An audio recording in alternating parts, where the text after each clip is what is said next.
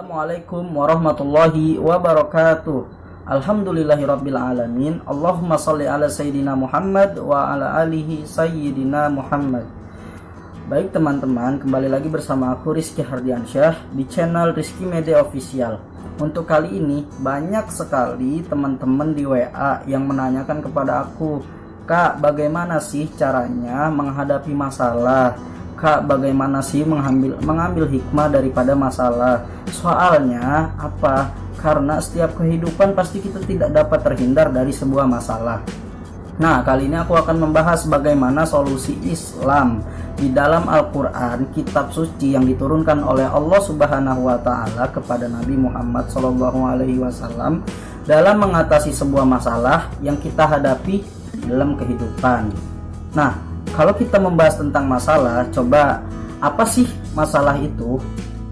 Nah, kalau menurut aku, masalah itu adalah sebuah keadaan, sebuah situasi bagi setiap seseorang di mana keadaan tersebut adalah keadaan yang tidak sesuai dengan rencana, yang keluar daripada poros rencana yang kita buat dalam menjalani kehidupan. Contoh, misalkan kita sudah membuat rencana nih, hari Minggu kita akan jalan-jalan, rekreasi, jalan-jalan ke Ancol, ke Monas, dan segala macamnya. Tapi tiba-tiba Jakarta banjir, tapi tiba-tiba gempa, tiba-tiba hujan turun. Itu bagi kita adalah pasti masalah. Contoh lagi, misalnya tahun besok aku ingin menyelesaikan sidang skripsi dengan hasil yang luar biasa, dengan hasil yang kemudian begitu wisuda mendapatkan nilai terbaik.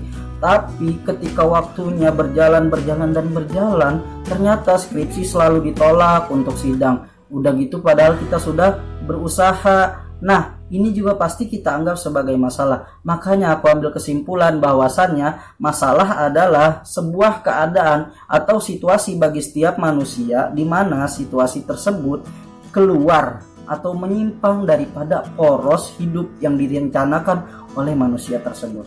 Nah, terus bagaimana sih Kak untuk menghadapi masalah tersebut dalam konsep Islam? Yang pertama, masalah kita harus mengetahui bahwasannya hidup memiliki hakikat. Apa sih hakikat itu? Maksud dari hakikat, kita adalah harus menyadari bahwasannya semua ini, bahwasannya apa yang kita lakukan tidak keluar daripada jalan-jalan fitrah yang kita punya. Maksudnya itu adalah bahwasannya kita ini hidup ada yang mengatur.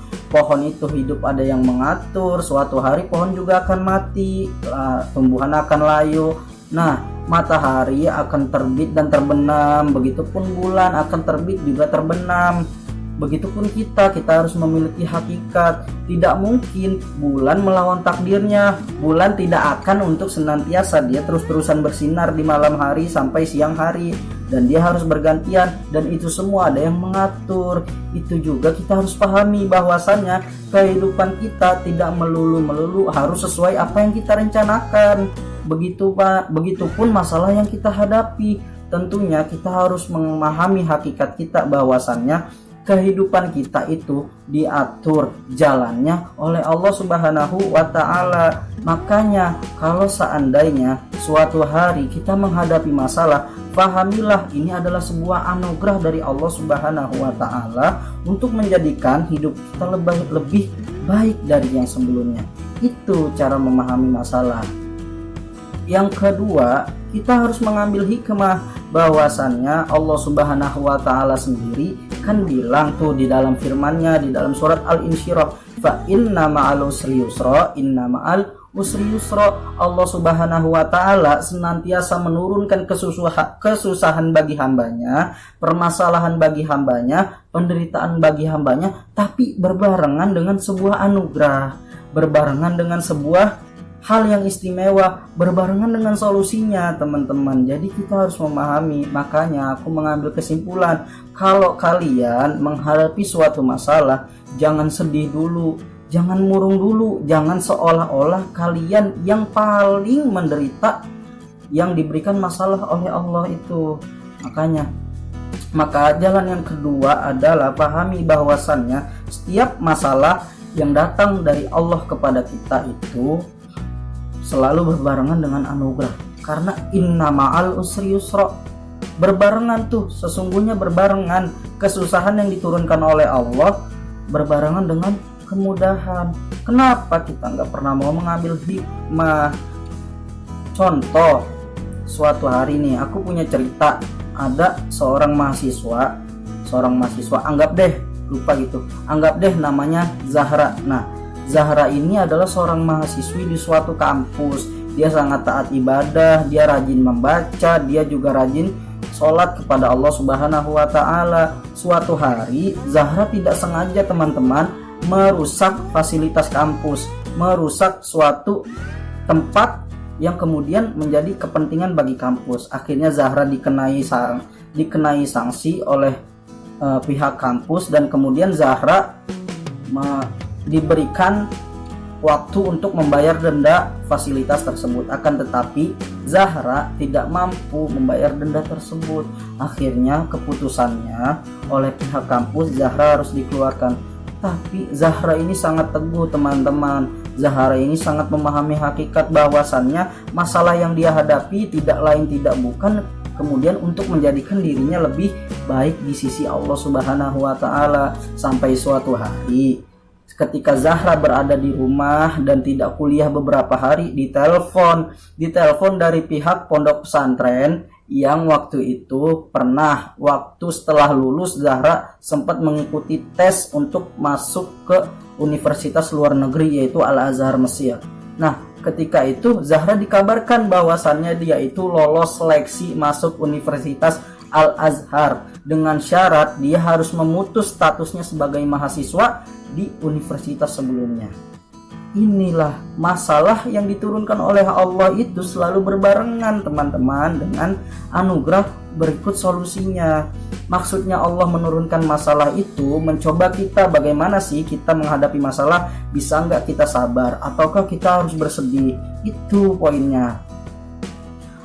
Dan pasti teman-teman pernah mengalami, yaitu masalah yang sangat rumit, di mana teman-teman pasti merasa bahwasannya masalah itu hanya diturunkan kepada teman-teman dan tidak ada solusinya bagi teman-teman, dan mustahil banget masalah itu bisa diselesaikan. Contoh misalkan mau bayar SPP sekolah tapi uang nggak ada, orang tua nggak mampu. Pasti kalau seperti itu kita harus ambil hikmahnya, innamal usri yusra. Dan ingat firman Allah Subhanahu wa Ta'ala, la yukallifullahu nafsan illa wus'aha. Pasti Allah Subhanahu wa Ta'ala tidak akan memberikan beban kepada hambanya kecuali hambanya bisa menanggungnya sendiri. Seperti itu. Maka hakikatnya kita harus memahami bahwasannya ketika masalah yang diturunkan kepada kita adalah mustahil untuk kita selesaikan, pasti Allah memberikan suatu keajaiban dalam hidup kita. Contoh seperti suatu hari nih, Nabi Muhammad SAW ketika sudah menunjukkan dakwah secara terang-terangan, maka kaum kafir Quraisy merencanakan pembunuhan, teman-teman. Nabi Muhammad SAW diancam untuk dibunuh kalau dia nggak mau berhenti mendakwahkan Islam. Akan tetapi apa yang dilakukan oleh Nabi Muhammad? Nabi Muhammad terus berdakwah, sehingga pada suatu hari Nabi Muhammad diancam dibunuh, dan pada malam hari tersebut kaum kafir Quraisy mengepung rumah Nabi Muhammad. Bayangin deh kalau rumah teman-teman dikepung oleh tentara dan tidak diberi celah sedikit pun untuk teman-teman bisa keluar. Itu kan sangat mustahil. Kalau kita berada dalam posisi tersebut, kita sudah yakin pasti kita akan terbunuh. Tapi Muhammad SAW sangat tenang dan tegar sehingga merintahkan kepada Ali untuk menggantikan dirinya di tempat tidurnya, dan juga mengajak Abu Bakar untuk menemaninya hijrah karena turun perintah hijrah pada saat malam tersebut. Dan Allah juga berfirman di malam itu di dalam surat Al-Muzammil, wasbir ala ma yaquluna wahjurhum hajron jamila. Sabar ya Muhammad, sabar, ini masih masalah kecil bagi aku, kata Allah Subhanahu wa Ta'ala. Meskipun bagi dirimu ini sudah tidak mungkin untuk diselesaikan bagi dirimu sendiri, tapi aku menurunkan masalah ini supaya kamu bisa mengambil hikmah bahwasannya aku ini Tuhan yang sangat besar. Nah, begitu Allah menurunkan wasbir ala ma yaquluna wahjurhum hajron jamila. Hijrahlah wahai Muhammad dengan hijrah yang sangat baik, dengan hijrah yang indah, tanpa meninggalkan luka kepada kaum kafir di Mekah. Akhirnya pada malam tersebut Nabi Muhammad keluar, padahal di luar kaum kafir Quraisy sedang mengepung. Begitu keluar, buka pintu, kaum kafir Quraisy semuanya tertidur, dan Nabi Muhammad SAW hijrah dengan Abu Bakar santai, jalan santai tanpa ada hadangan dari kaum kafir Quraisy dari Mekah. Dan dikatakan bahwasannya Nabi Muhammad dan Abu Bakar keluar dari rumah tidak terlihat sedikit pun. Itu bahwasannya masalah yang kemudian bahwa bagi teman-teman tidak dapat diselesaikan. Artinya Allah Subhanahu wa Ta'ala ingin menunjukkan kebesarannya di hadapan kita yang ditimpa masalah. Nah, satu hal nih, aku juga pernah nih menemukan di jalan nih, melihat suatu mobil truk. Nah, waktu itu mobil truk itu hampir masuk ke jurang.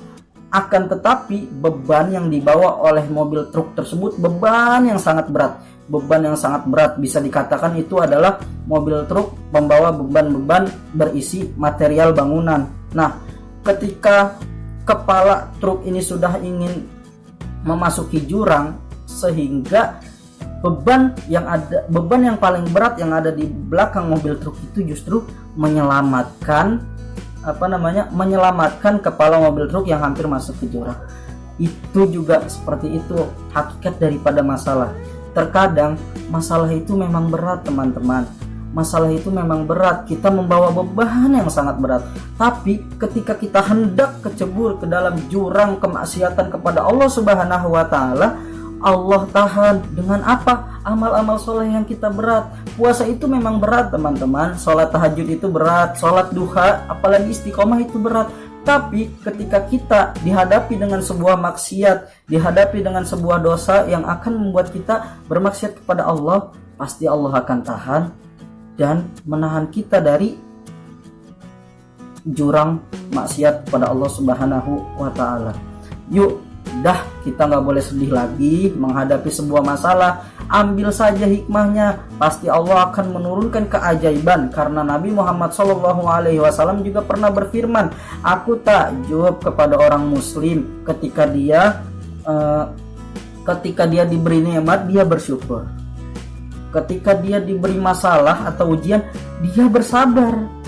Itu takjub, dia bersabar, sabar dan sabar, tetap tenang, gak usah mengeluh. Pasti Allah Subhanahu wa Ta'ala menurunkan masalah tersebut berbarengan dengan anugerah. Semoga bermanfaat. Assalamualaikum warahmatullahi wabarakatuh.